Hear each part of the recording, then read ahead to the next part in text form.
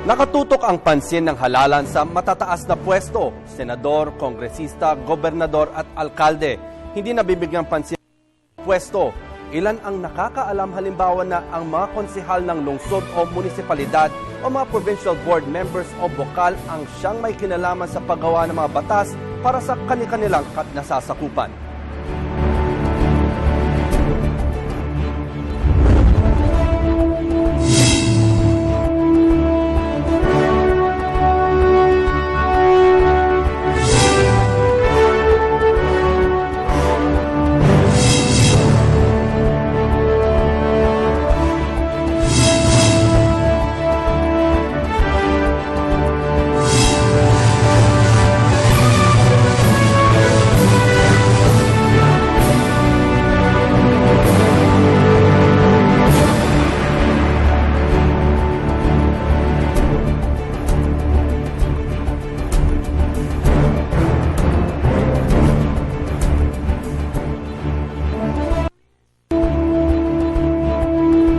Magandang araw, ako si Robert Tan at kayo'y nanonood ng paghahanda para sa Hatol ng Bayan.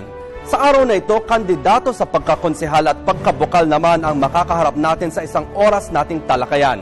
Dito lamang yan sa paghahanda para sa Hatol ng Bayan.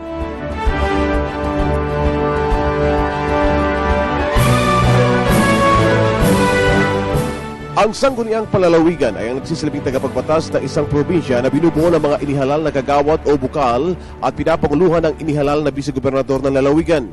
Isinasaad ng Republic Act 7160 o ang Local Government Act of 1991 na mula 6 hanggang 10 ang maaaring maging bukal ng bawat probinsya at ang pagtatalaga ng bilang nito ay nababatay sa income classification ng probinsya. Ang mga probinsya na may lagpas sa 5 ang bilang ng mga distritong panglegislatura ay higit sa 10 ang bilang ng mga bukal katulad ng Cebu, Negros Occidental at Pangasinan na may 12 bukal. Lalawigan ng Cavite na may 14 na miyembro ng Sangguniang Panlalawigan. Ito ang paghahanda para sa Hatol ng Bayan. Hatid sa inyo ng media ng bayan na pinagsanib pwersa ng People's Television, IBC, PBS Radyo ng Bayan 738 kHz, Philippine Information Agency, Philippine News Agency, and in partnership with Manila Bulletin, Youth Vote Philippines, Informatives Diliman, and Air 21. Mapapakinggan nyo rin kami sa PBS Radyo ng Bayan 738 kHz. Para sa mga gustong sumali sa aming talakayan, magpadala lamang ng mensahe o katanungan sa aming Facebook page sa www.facebook.com/hatolnangbayan2013 o sa @hatol2013. Puntahan na natin si Cathy San Gabriel para umpisa ng panayam sa ating mga bisita. Cathy? Maraming salamat, Robert. Kasama po natin ngayon ang pinakabatang naging Vice Mayor ng Cavite City. Siya po ay si Honorable Dino Carlo Chua. Naging top-notch City Councilor siya ng Cavite City noong 2004 elections at naging Young Leader of the Year awardee noong 2007. Kasalukuyan po siyang Provincial Board Member sa 1st District ng Cavite at Chairman ng Committee on Public Works and Highways at Majority Floor Leader ng Cavite Province. Siya po ay tumatakbong muli para sa Sangguniang Panlalawigan ng unang distrito ng Cavite. Kasama rin po natin si Ginoong Don Concordia, tumatakbo sa Rizal, Laguna sa ilalim ng UNA Party. At kasama rin po natin si Councilor Ranulfo Rani Ludovica na kumakandidato sa ikalawang distrito ng Quezon City sa ilalim ng Party. Siya rin ang presidente ng Association of Barangay Captains ng Quezon City. Magandang araw po sa inyong tatlo and welcome sa paghahanda para sa Hatol ng Bayan. Magandang araw po, Cathy. Magandang tanghali. Okay, Bukal, unahin natin kayo. Can you tell us more about the 1st District of Cavite? Ano po ang mga nasasakupan ng inyong lugar na tinatakbuhan? Actually, yung 1st District of Cavite po ngayon ay 4 na bayan. 1st District po ay Cavite City, Noveleta, Rosario, Kawit. Noon kasi, nung 2 elections ago, kasama ng 1st District ang Bacoor. But since ang Bacoor po naging city na, so may separate district na sila, may sarili silang congressman, may sarili silang board members. So ang 1st District po ngayon, 4 na bayan na lang. And mga gaano kalaki ang populasyon sa unang distrito? Mga more or less 250 to 300,000 po ang population. Si Don naman ay unang sabak niya sa politika, tumatakbo bilang konsehal. About sa lugar na tinatakbuhan mo sa Rizal, Laguna. Yes, ma'am. Good afternoon, ma'am Cathy. Ang bayan po ng Rizal Laguna ay nasasakupan po ng 3rd District. Ang populasyon po ng bayan ng Rizal ay almost 6,800 at ang botante nito is almost 11,000 pababa. So ang pangunahing kinabubuhay po ng bayan ng Rizal Laguna ay agrikultura. At minsan po ipinagkakamalan na ang bayan ng Rizal ay yung probinsya ng Rizal or yung Rizal Province. So isang malaking hamon po para sa amin at sa aking buong grupo kung paano pa namin maipapakilala ang aming bayan. Mamaya pag-uusapan natin kung paano nyo gagawin yan. Kasama rin po natin si Konsehal Rani. Kayo po ay tumatakbo for re-election para sa ikalawang distrito ng Lungsod, Quezon. Yun din po ang pinakamalaking distrito ngayon in terms of population po. Yes, tama ho kayo na ang Distrito 2, although na nagkaroon kami na additional 2 district ang Quezon City, na distrito na, at ang Distrito 2 pa rin, although 5 barangay lang ito, Batasan, Commonwealth, Holy Spirit, Silangan, at Payatas, pero kami pa rin ang pinakamarami in terms of population, almost 600,000. In terms of voters population, 235,000 ang aming voters. At kami pa rin yung tinatawag na pinakamalaki na may informal settlers sa Lungsod, Quezon. Mamaya pag-uusapan din natin kung paano nyo sinusolusyonan yung mga suliranin ng ating mga informal settlers sa ikalawang distrito. Pero pakipaliwanag po sa atin ng mga manunood sa aming lahat kung ano po ba yung inyong mga job description sa inyong trabaho. Kayo po ay incumbent bilang board member. Ano po ba talaga ang trabaho ng isang board member? Actually, maganda yan, Kati, no? Kasi marami talaga ang hindi nakakaalam kung ano ba ang ginagawa o trabaho ng isang board member. Ang trabaho po ng isang provincial board member ay kung ang mayor po ay merong konsehal sa mga cities, ang barangay captains po, meron niyang barangay kagawad, kami naman po, ang provincial board members at tumatayong councilors ng mga governors. So lahat po ng projects, lahat ng mga batas na gustong ipasa sa buong probinsya ng Cavite ay kailangan dumaan po sa provincial board, which is inaprubahan ng mga board members. So yun po, kung ang mayor po ay may councilors, ang governor po may board members. Nabanggit nyo na rin yung councilor. Magkapareho po halos ng description, although yung nasasakupan lang po ang naiiba. Konsehal Rani, describe po sa amin ang trabaho ng isang konsehal. Yes, tama po kayo. Ang councilor po kasi ay kami po ay legislative function na gumagawa ko kami ng mga batas na para sa ikauunlad ng Lungsod, Quezon. Gumagawa kami ng resolusyon para suportahan o reviewin yung mga kontrata ng pinapasok ng ating mahal na mayor. So ito, pati rin sa development, kami rin ang nag-a-assist at kami rin ang tumutulong kung alin ang priority na ilagay yung mga development project ng Lungsod, Quezon. Kaya kami ay local legislative, parang local congressman po sa national. Si Don, isang neophyte sa pagsabak Yes, sa ma'am. politika, paano mo pinaghahandaan itong ganitong klaseng trabaho? Okay, ma'am. Sa katunayan, noong 2010 po ay inaalok na ako ng isang grupo na sumama sa at pasok itong political career. So, sa pagkakalam ko po ay mahirap ang pumasok sa politika at noong pong 2010 ako ay nag-aaral pa lamang. So, pansamantala ay tinanggihan ko po yung offer na iyon. At ngayong 2013, ako po ay inalok muli yung offer na makasama sa isang grupong ito. So ito po yung aking ikinonsulta sa aking mga pamilya, kamag-anak, at ito po yung aking ipinanalangin.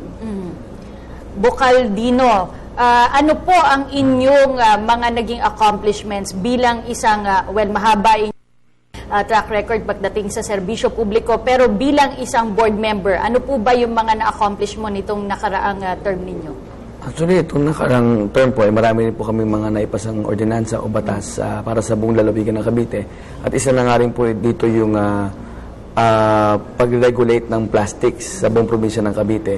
Kaya kung kayo po yung pupunta sa buong probinsya ng Cavite ngayon, pag kayo kakain sa Jollibee o sa ibang fast food chains, ay bihira na kayo makagamit ng mga plastic cups, o even the straws and styrofoams ay pinagbabawal na po sa Cavite. Ganun din po sa palengke, pinauuso na po ulit namin yung pagdadala ng bayong and eco bags dahil malaking tulong po yan sa environment natin.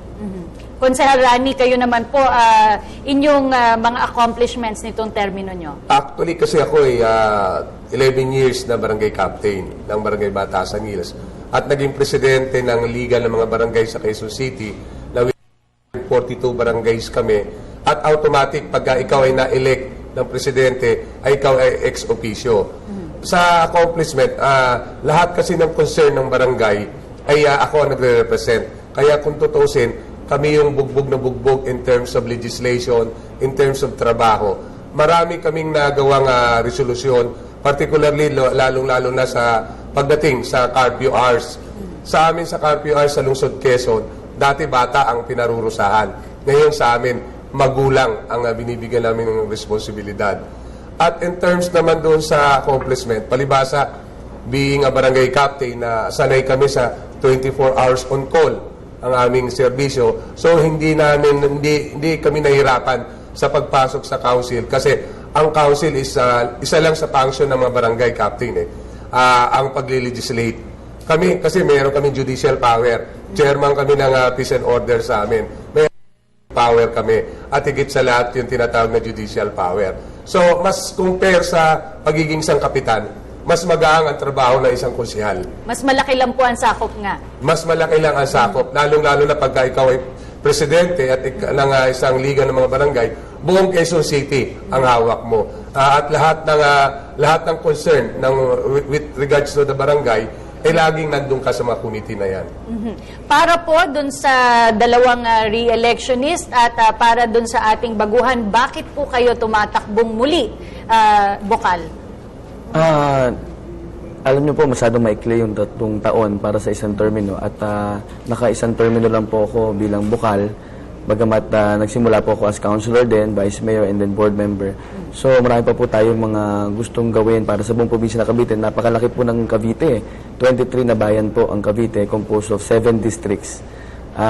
Marami pa po tayong nakikita na ayusin at baguhin para lalo mapaganda po ang Cavite. So sana mapagbigyan po muli tayo sa pangalawang termino. Si Don naman, bakit ka tumatakbo at bakit pagiging konsehal yung napili mong pwesto? Yes, ma'am. Bagamat, ma'am, tayo ay bagito pa lamang sa ganitong karir, ang aking pamilya din naman ay hindi mga politikong tao. Ako rin ay hindi rin politikong tao. Pero tayo po ay, kasama aking pamilya, ay tahimik na rin sumusuporta sa mga programa ng aming lokal na pamahalaan. At para po sa akin ay nais kong maging isang magandang ehemplo, lalo na sa mga kabataan. Nais kong irepresenta ang mga kabataan na kami talaga ay isang sakap upang maging pag-asa ng bayan. So yung pong aking kakayahan, karanasan, ay nais ko pong maibahagi. Kaya po ako ay tumatakbo bilang konsehal ng bayan ng Rizal. Si Konsehal Rani, bakit po kayo tumatakbo muli? Napakasarap nang ikaw ay makatulong at makapaglingkod. Lalo na kung tunay na serbisyo ang iyong naibibigay. At kami kasi nakakapaglakad pa rin nang walang bodyguard, na walang ibang mga kasama. At napakasarap nang ikaw ay may nagagawa ka na mabuti sa iyong komunidad. Mamaya alamin natin ang inyong mga plataforma de gobyerno at ang inyong mga ninanais, solusyonan dun sa mga kinasasakupan yung lugar. Mamaya po yan lahat sa pagbabalik ng paghahanda para sa Hatol ng Bayan. Ang bawat bayan o munisipyo ay mayroong 8 konsehal na bumubuo ng sangguniang bayan at pinapanguluhan ng inihalal na bisa-alkalde ng bayan. Ang sangguniang bayan ang siyang gumagawa ng mga ordinansa o mga batas pambayan na siya namang ipinatutupad ng lokal na pamahalaan at ang mga sangay nito sa pamumuno ng inihalal na alkalde. Ang mga ordinansa na isinasabatas ng sangguniang bayan ay isinusumite sa sangguniang panlalawigan upang tiyak ang mga ordinansa ay naaayon at hindi tumataliwas sa mga lokal na batas ng lalawigan. Nagbabalik ang paghahanda para sa Hatol ng Bayan, hatid sa inyo ng media ng Bayan. Kami ay napapakinggan nyo rin sa PBS Radyo ng Bayan 738 kHz. May mga tanong naman tayo mula sa ating mga taga-subaybay. Ang una ay mula kay Romy ng Quezon City. Alam natin na napaparami na ang mga political butterflies sa pamahalaan. Kayo po ba ay lumipat na ng iba't ibang partido? At ang sunod na tanong ay mula kay May ng Cavite para kay Honorable Chua. Ano po ang plano nyo sa plastic ban? At puntahan na natin si Cathy para sa sagot ng ating mga bisita. Cathy? Maraming salamat, Robert. Kasama pa rin po natin si Bokal Dino ng Cavite, si Don ng Rizal, Laguna at si Konsehal Rani ng ikalawang distrito ng Lungsod, Quezon. Sagutin na po natin yung tanong ng ating mga manonood. Una, para sa ating dalawang konsehal, bakit po nyo napili ang inyong partido? Meron po ba kayong iba pang sinalihan na partido dati? Konsehal Rani. Actually, wala akong in-applyan. Kaya lang tayo ho nung nagkaroon ng nomination ng Liberal Party, tayo ay inendorso at tayo naman ho ay nakuha. Kaya kung ina-applyan po, wala po akong ina-applyan partido. But prior to this po, hindi po kayo nanggaling sa ibang partido? Hindi po, kasi being a barangay official, sabi nga nila non-partisan daw. Kaya first time ko na ito'y na running sa partido. Pero ano po ang saloobin nyo patungkol dun sa tinatawag na mga political butterflies o yung mga politikong palipat-lipat ng mga partido? Ako ho, talaga personally, tinututulan ko yun. At yan ho ang nakaka-downgrade minsan sa pagiging isang politician. Yung butterfly na tinatawag na kung weather, kung nasa ang weather, nandun na naman. Kaya lang kasi lacking tayo sa legislation. Siguro kung ang Congress talaga, kung gugustuhin nila na mag-stick na lang talaga, gumawa ng batas. Wala ko kasing batas ng palipat-lipat. Dapat gumawa ng batas. Siguro pagka pinahintulot na kung ako'y dumating sa isang pagiging akong congressman, yan ang kauna-unahan kong bilong gagawin na ipagbabawal yung palipat-lipat ng Naku, may balak pala si Konsehal na tumakbo para sa Kongreso. Si Don naman, ikaw ay miyembro ng UNA. Yes, Bakit UNA ang pinili mong partido? And anong tingin mo dun sa mga tinatawag nga na political butterflies na usong-uso, lalo na pag ngayong mga panahon ng halalan? Yes, Ma'am Cathy. Ako po ay nasa partido ng United Nationalist Alliance. Ma'am Cathy, hindi ko po tinitingnan ang partido para dito. Ngunit ang partido ng UNA ay malaki po ang naibigay na tulong sa aming maliit na bayan. Kumbaga ay nabigyan pansin na bagamat ang aming bayan ay hindi ganong kilala, pero ang partidong ito sa pamumuno ni Vice President Jojo Marbinay na katulong po ang aming gobernador na si E.R. Ejercito Estregan ay nabigyan po ang pansin ang aming maliit na bayan, kung saan nakapagpatayo po sila ng mga eskwelahan at nakapagbiglaan ng pondo ang mapaayos ang mga pamumuhay sa aming bayan. So sa akin po ako po ay sinusuportahan ng partidong ito at ako po ay sumusuporta rin sa partidong ito. Doon naman po, Ma'am Cathy, sa usapin na yung pong palipat-lipat ng partido, para po sa aking sariling opinyon ay yung pong aking paniniwala na kung sino po ang nakakatulong dun sa aking bayan ay yun pong aking lubos na susuportahan.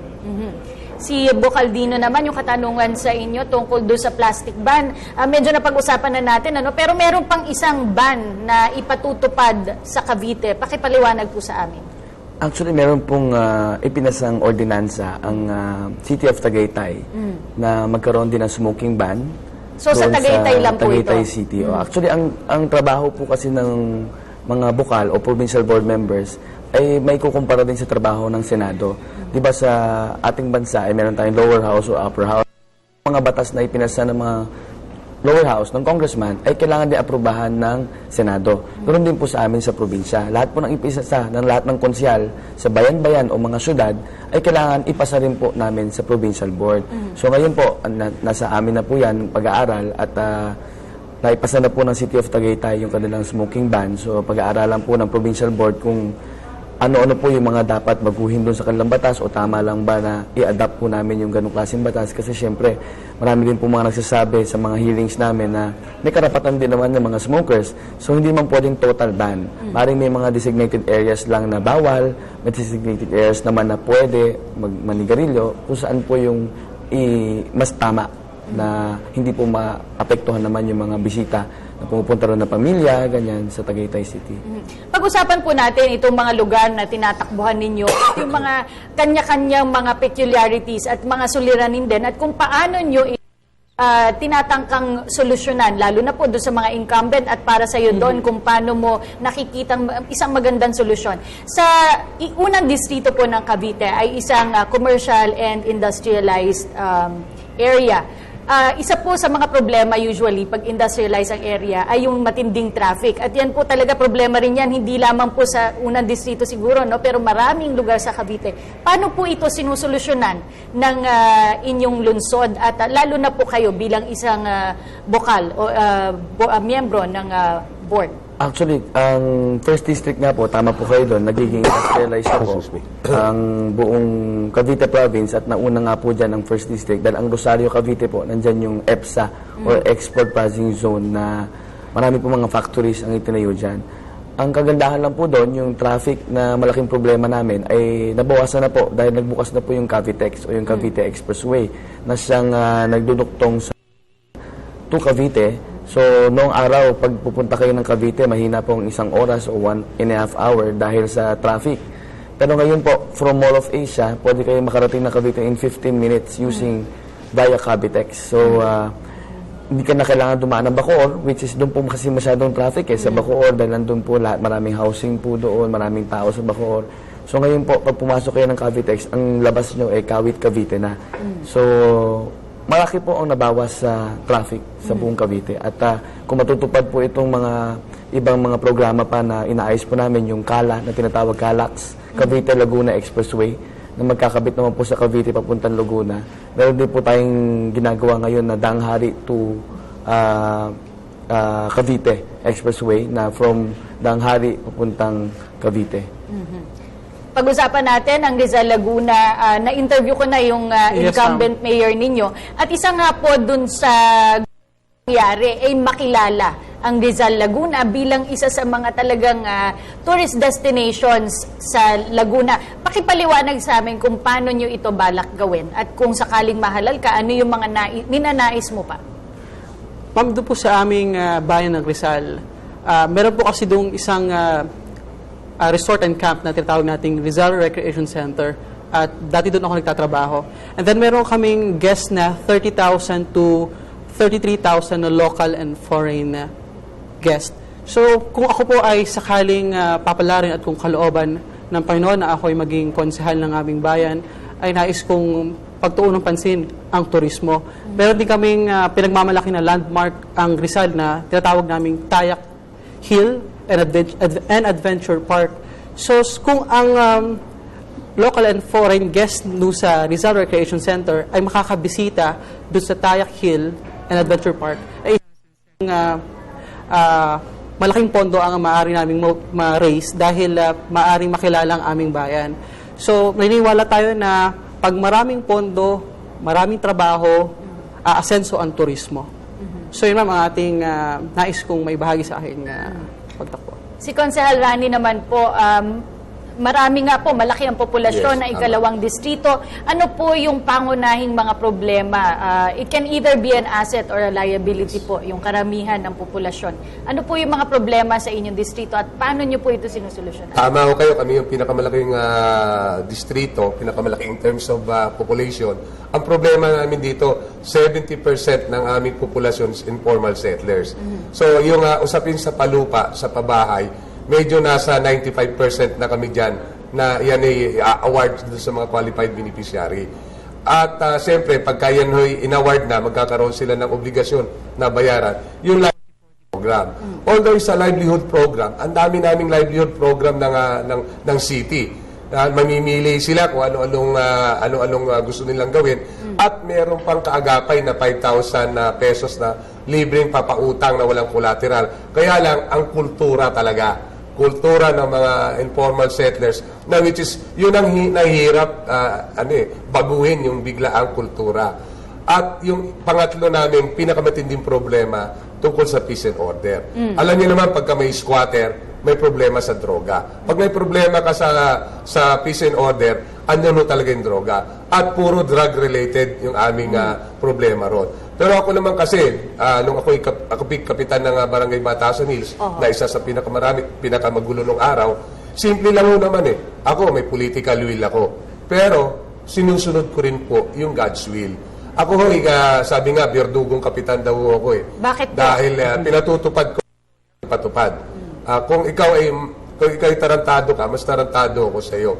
Pero kung ikaw mabait, mas doble bait ko sa iyo. At yung lahat ng batas, maging local at national, pinatutupad ko sa barangay namin yan. Kaya from Little Tondo, kung tawagin yung aming barangay, ngayon ay isa sa mga progresibo. Kaya yung clamor ng mga 5 barangay na i-adapt ko yung ginawa ko doon sa aking barangay. So ang problema talaga, peace and order. So yun, doon ako talaga itataya ang drive kong yun pagdating sa peace and order. Aanoy natin ang development sa pabahay. Aanoy mo kung may hanap buhay ka. Kung paglabas mo sa karsada, maraming nag-aabang sa'yo na masasamang loob na yung pinaghirapan mo ay biglang kukunin. At napakababata ng aming gumagawa ng krimen doon. Dahil alam ng mga bata ang kanilang karapatan. Pag nakahuli ka ng mga minor de edad, sabi, di nyo kami pwede huliin, under Pangilinan law, bawal nyo kami sa... Marunong ang mga bata ngayon doon. Sa amin kasi lahat ng gang meron kami. Cellphone gang, hold upper gang, at yung shabu gang. Andan doon lahat ng problema sa amin. Hindi naman kakayanin ng kapulisan. So kailangan ho talaga yung makita na mayroong tatayo na leader para sumunod din po yung ating mamayan. Mamaya marami pa po tayong mga pag-uusapan na plano ng ating mga kandidato sa pagbabalik po ng paghahanda para sa hatol ng bayan.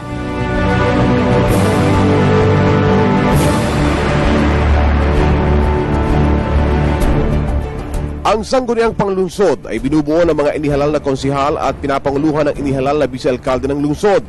Ang bilang ng mga konsihal ay nababatay sa isinasaad ng Saligang Batas ng Lungsod o City Charter, o kung hindi naman ay tinatalaga batay sa pagkakahati nito ng distritong legislatura. Sa mga lungsod ng Pilipinas, ang lungsod ng Maynila ang may pinakamaraming naihalal na konsihal na nasa 36. Sumusunod naman ang lungsod ng Davao at Quezon na may 24 na inihahalal na konsihal. Nagbabalik po ang paghahanda para sa hatol ng bayan, hatid sa inyo ng Media ng Bayan. Kami ay napapakinggan nyo rin sa PBS Radyo ng Bayan 738 kHz at kasama pa rin po natin ang ating mga panauhin.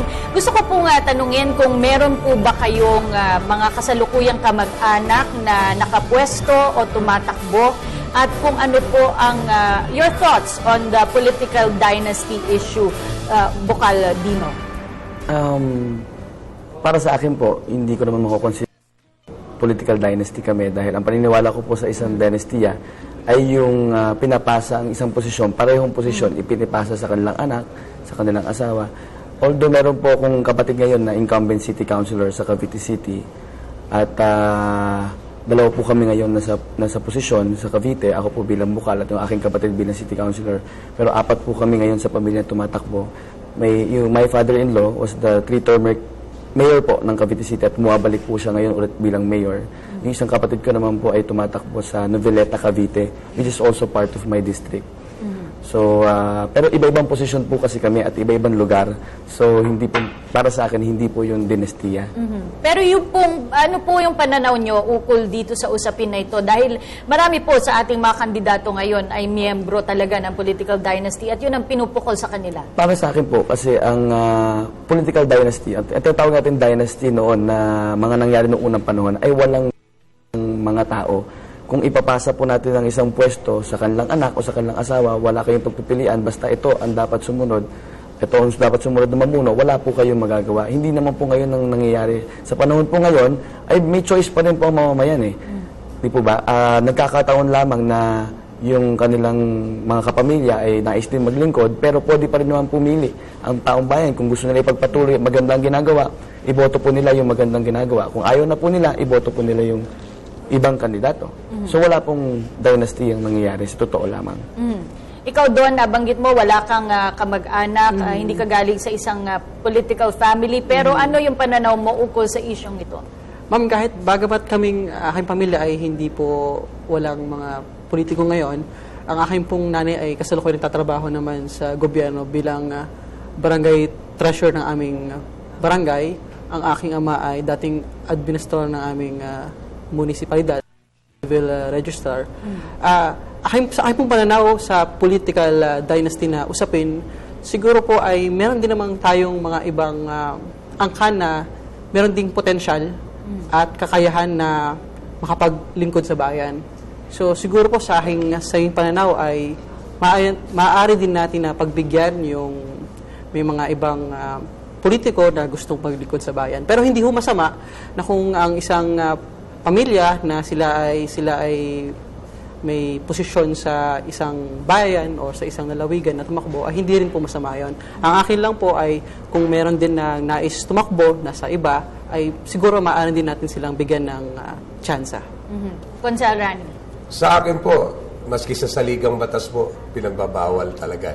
Kaya lang, ina-abstention enabling law na batas na gagawin ng Kongreso, na which is wala. Kaya wala ho tayong magagawa na doon sa political dynasty. Sa akin naman po, ako wala akong kamag-anak na kakandidato. Ako rin mismo, graduating akong pagiging kapitan, sinasabi ko, asawa ko, hindi ko rin patatakbuhin. Dahil gusto ko maging iba ko sa mga politiko. At para magkaroon naman ng fair play, kasi sa amin, sa Lungsod Quezon na lang, family na rin eh. Pamilya-pamilya. Ang tawag nga namin doon, family corporation eh. Siguro at least may advantage kasi yung mga may name recall. Pero dapat din, hindi titinginan doon sa mga politiko. Pero tingnan din dapat yung mga bumoboto na hindi pa rin talaga nagmamature. Marami namang, kung tutuusin, kung gusto nila ng pagbabago, magbabago ang politiko pag nagbago ang mga maghahalal. Kaya lang hindi ho talaga pa matured ang ating pong mga publiko. Mas gusto ho nila marinig na nagpapatawa. Kaysa maglalatag ka ng plataforma mo dyan, walang makikinig sa'yo. Pero kung magpatawa ka dyan, magsayaw ka dyan, kumanta ka dyan, nagpapalakpakan ng tao. So, ang problema ho, both sa pumipili at doon sa tumatakbo. Let's talk about legislative agenda. Ano po yung mga batas na nais nyong ihain kung sakasakali pong kayo ipapalarin na mahalal sa pwesto? Bukal Dino. Meron pa po akong mga nakasalang na batas sa aming probinsya na gusto po natin ipatupad. At yun po yung magkaroon ng libreng medical na pagtulong sa mga mahihirap. At lalo-lalo na po yung murang palibing. Kasi ang problema po sa amin sa Cavite, ewan ko sa Quezon City, Konsyal, no, nakikita ko na napakamura po ng mga packages dyan, ng mga pagpalibing sa halagang 7,000 yata. 6,000 nakapagpalibing na. Sa Cavite po kasi, sa aking pag-iikot, pag may mga patay, ini-interview ko yung mga pamilya, ang problema pa nila, yung ililibing na bukas, meron pa silang utang na 30,000, 40,000. Tatanong ko, bakit magkano po ba? No, sa Punarya po. Magkano po ba yung kinuha yung serbisyo? 50,000. Pero mahirap lang po itong pamilya na ito. Bakit yan po yung kinuha? Kasi po, yan lang daw ang pinakamura na available nung panahon na sila'y namatayan. So, minsan ho, tinitake advantage ng mga negosyante din itong mga mahihirap ng ating mga kababayan na matayan na nga, nagkakautang-utang pa. So, gusto ko pong gumawa ng batas na pagka ikaw ay galing sa mahirap na pamilya, pwede kayong mag-avail ng indigent package. Tama ho kayo, sa halagang 6,000 o 7,000 ay pwede na makapaglibing ng isang mahirap. At kung kayo naman po ay mahirap, syempre po pwede na sa inyo yung abot na makakaya nyo lang. Hindi naman po apektado yung mga negosyanteng may puninarya dahil kung kayo may kaya, mayaman, syempre gusto nyo yung pinakamaganda at pinakamahal naman ng serbisyo, di ba? So sana matulungan lang natin yung mga mahirap ating kababayan. Si Don. Papalarin po ako na maging konsehal ng aming bayan. Sa aking pong pag-iikot ay napansin ko na ang pangunahing suliranin ng aming bayan ay tubig at saka basura. Kung po tayo pagkakalooban, ay nais po nating magsagawa ng resolusyon o kaya batas sa pambayan na kung saan makapaglaan ang gobyerno ng pondo para sa sistema ng patubig. Yung pong sinabi ng aming mayor nung inyong na-interview ay totoo po na mayroong pondo na nakalaan para sa paltan yung mga lumang tubo ng tubig sa aming bayan.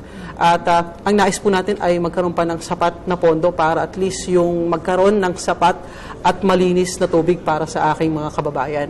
Yung pong naman sa basura, kung tayo ay papalarin, ay nais din natin na magsagawa ng resolusyon na kung saan yung ating basura ay ating magkaroon ng tamang pagkokoleksyon at yung basura sa halip na maging problema ay maging pakinabang. Nais din natin yung suportahan yung tinatawag naming MRF, yung Material Recovery Facility, na kung saan ito yung ating sumusuport tayo at tumutugon tayo dun sa Solid Waste Management Act. Consel Rani? Yes, ako kasi may pending bill pa rin na yung mandatory na kailangan ng mga magulang na pag-aralin ng kanilang mga anak nung ito elementary o high school. Kasi sa amin, libre na yung elementary. May nursery, may kinder na nga kami. At tapos pati high school, libre. Maraming eskwelahan ang tinayo ang Lungsod Quezon. Kaya lang ang problema ng ng mga magulang ay wala silang pakialam sa kanilang mga anak. Kaya dito sa aking resolusyon na inaaying na to, pagka ang magulang na napatunayan namin na hindi pinag-aral ang kanilang mga anak, pananagutin namin at sila ay parurusahan. Kasi napaka-importante ng edukasyon ng mga kabataang ito. Kasi kung ang mga magulang na to pabaya, sino magtuturo sa mga magulang nito? Yung mga batang ito na hindi pinag-aaral, magiging sakit ng pamilya to eh. Pag naging sakit ng pamilya, sakit ng barangay, sakit ng Lungsod Quezon. Dahil sigurado ko, mapupunta lang sa mga masasamang bisyo. Yan talaga ay binigyan ko ng ipin. At alam naman namin, dito sa lungsod namin, maraming riding in tandem. Meron akong controversial bill din na naka-pending pa ngayon na minamandato namin ang lahat ng mga nagmumotor na maglalagay sila ng yung plate number nila doon sa mga t-shirt o vest nila na printed yung kanilang mga license plate number. Kasi kahit na naka-CCTV ka, kung nakikita po natin, nakukuha ng CCTV yung mga krimen na nangyayari. Pero paano mapapagkakalinlan? Naka-helmet, naka-jacket, tapos walang plate number. So madali, pagka ito naaprubahan, madali makatulong sa ating mga otoridad ma-identify at ma-check yung mga walang violation po.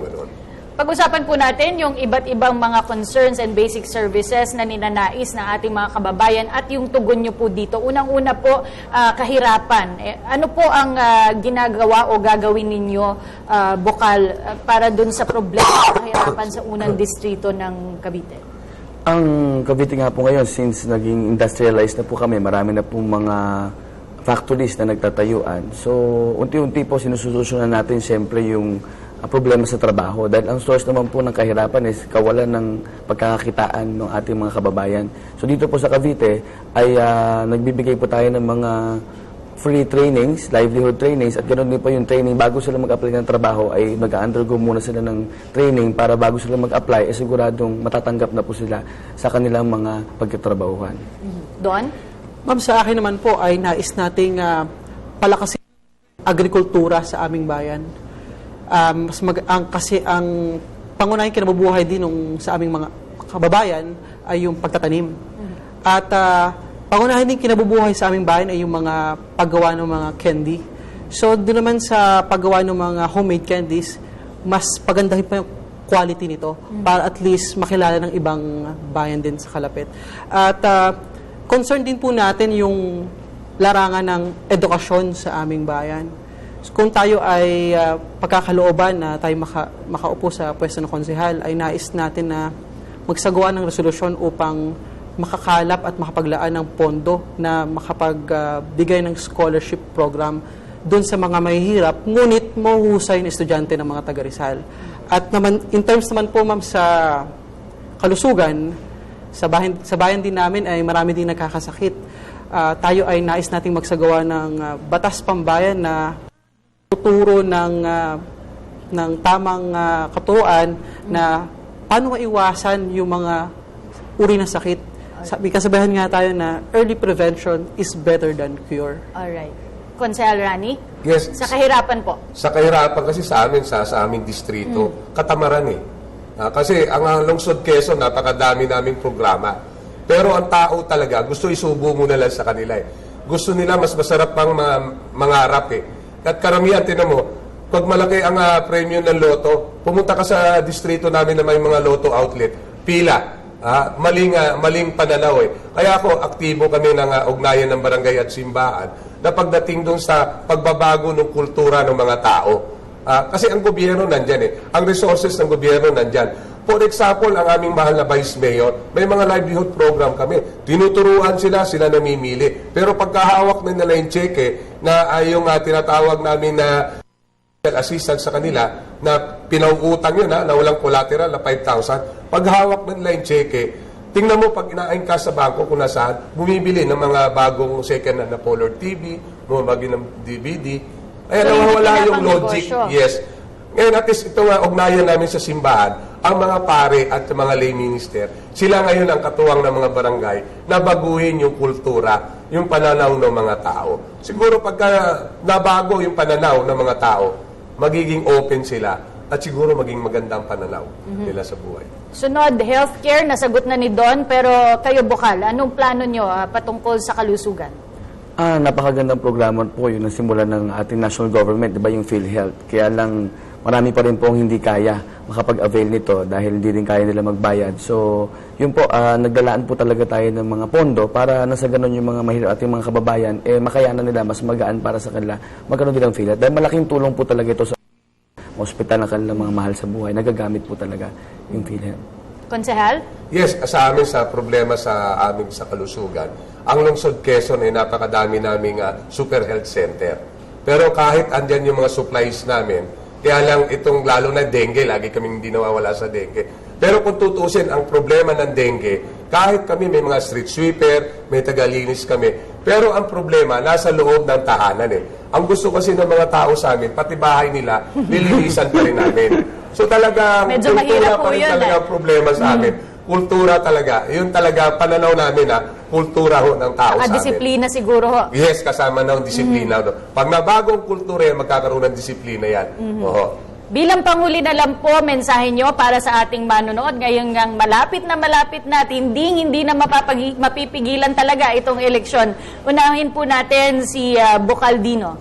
Una po sa lahat, nais ko po magpasalamat dahil maging bisita nyo dito sa Hatol ng Bayan. At sa mga nanonood po ng taga Cavite, sana po ipagbigyan nyo po ulit ako tumatakbo bilang board member sa pangalawang pagkakataon.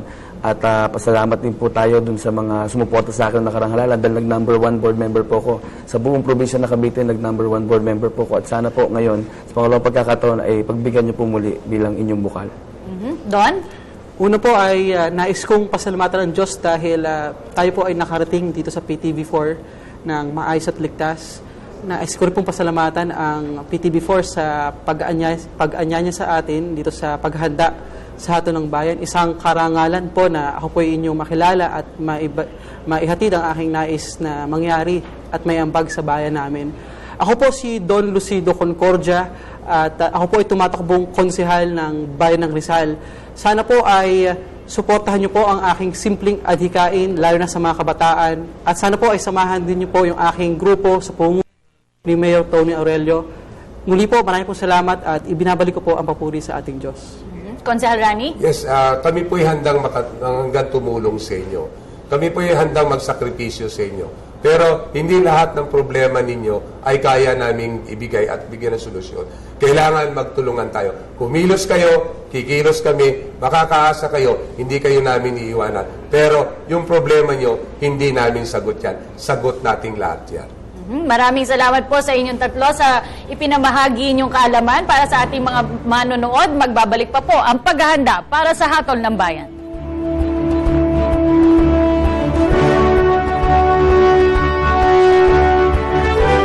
Maliban sa mga inihalal na bukal at konsihal, ang mga sanggunian ay meron ding mga kagawad na umuupo bilang ex officio. Ito ang mga sumusunod para sa Sangguniang Panlalawigan: Pangulo ng Panlalawigang Liga ng mga Barangay, Pangulo ng Panlalawigang Federasyon ng Kabataan, Pangulo ng Panlalawigang Federasyon ng Sangguniang Bayan, Pangulo ng Panlalawigang Federasyon ng Sangguniang Panglungsod ng mga lungsod sa ilalim ng lalawigan. Para sa Sangguniang Bayan o Sangguniang Panglungsod, Pangulo ng Federasyon ng Sangguniang Kabataan ng Lungsod o Bayan at Pangulo ng Liga ng mga Barangay ng Lungsod o Bayan. Isinasaad din ng Local Government Code of 1991 na ang bawat sanggunian sa lalawigan man, lungsod o bayan ay dapat na maghalala o magtalaga ng 3 miyembro na kakatawan sa sektor ng kababaihan, agrikultura o industriya at iba pa. Ngunit, hindi ito ganap na natutugunan dahil sa kawalan ng masinsin na batas kung paano maipatutupad ito.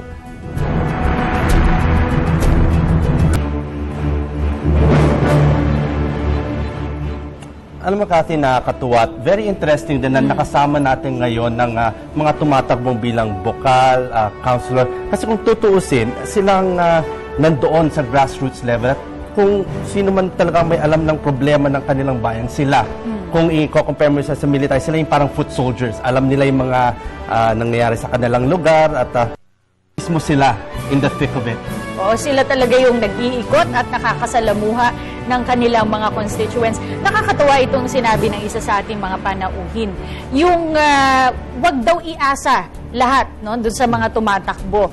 Kung gusto po natin tayo bilang mga mamamayan ng resulta, ay kailangan po wag natin iasal sa lahat ng mga politiko itong ating mga ninanais. Kailangan po ng pagtatulungan mula sa politiko at sa mga mamamayan. It goes both ways, no? Sinabi nga ng isang panauhin natin kanina, lilinisin namin yung labas ng bahay nyo, kaya lang yung loob ng bahay nyo, problema nyo na. So, kailangan rin magtulungan yung ating mga kababayan sa pag-unlad ng kanilang lugar. Kasi hindi naman kaya lahat gawin ng local government yung mga at ayusin yung mga problema nila sa loob ng kanilang bahay. Pero Robert, alam mo, chicken and egg situation din yan eh. Kasi yung kasalanan din naman ng ilan sa ating mga politikong tumatakbo, lalo na ngayong ganitong kampanya, no, talaga namang ipinangangako at lupa. Kaya talaga kumaasa yung taong bayan.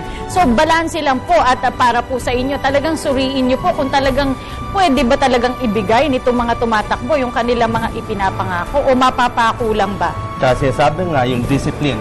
Tsaka teach them how to fish. Hindi yung mag-asa lang ng asa na sa mga bigay. At kailangan talaga gumawa rin ng ating mga kababayan ng part nila dito sa nation building.